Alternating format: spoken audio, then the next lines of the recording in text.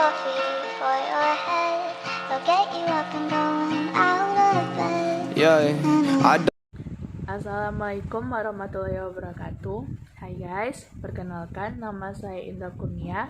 Saya dari jurusan D3 Teknologi Laboratorium Medik tingkat 1A Universitas Abdurrahman. Baiklah, saya akan menjelaskan materi pendidikan kewarganegaraan bab 8 yang berjudul Bagaimana Dinamika Historis dan Urgensi Wawasan Nusantara sebagai Konsepsi dan Pandangan Kolektif Indonesia dalam Konteks Pergaulan Dunia.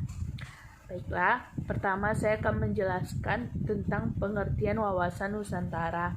Wawasan Nusantara yaitu merupakan wawasan nasional kebangsaan yang selanjutnya dapat disingkat menjadi Wasantra. Wawasan nasional merupakan cara pandang bangsa terhadap diri dan lingkungan tempat bangsa yang bersangkutan. Cara pandangnya bisa berupa seperti bagaimana suatu bangsa berhasil mencapai tujuan bangsa tersebut. Yang kedua, saya akan menjelaskan tentang bagaimana terbentuknya wawasan Nusantara.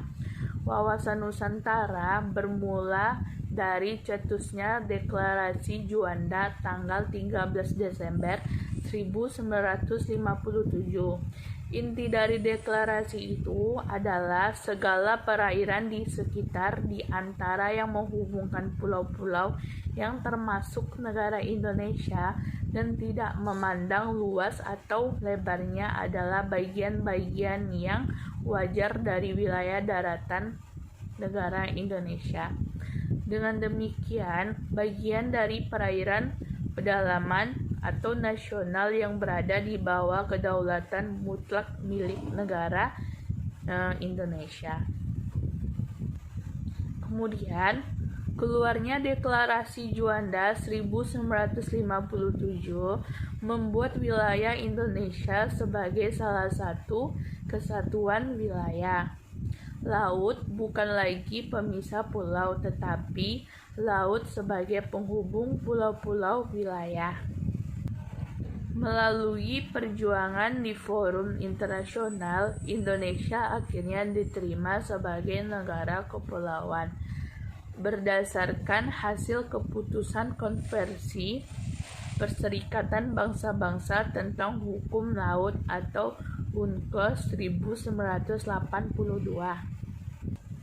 Kemudian, pertambahan luas wilayah Indonesia sebagai tentang salah satu kesatuan memberikan potensi keunggulan yang positif yang dapat dimanfaatkan untuk meningkatkan kesejahteraan, namun demikian juga mengandung potensi negatif yang bisa mengancam keutuhan bangsa di wilayah tersebut. Kemudian, rumusan wawasan Nusantara termuat pada naskah GBHN 1973 sampai 1998 dan dalam pasal 25A UUD NRI 1945. Menurut pasal 25 UUD NRI 1945, Indonesia dijelaskan dari aspek kewilayahannya merupakan sebuah negara kepulauan. Terus berdasarkan pasal 25 UUD NRI 1945 ini, bangsa Indonesia menunjukkan komitmennya untuk mengakui pentingnya wilayah sebagai salah satu unsur negara, sekalipun ruang hidup bagi bangsa Indonesia yang telah menegara.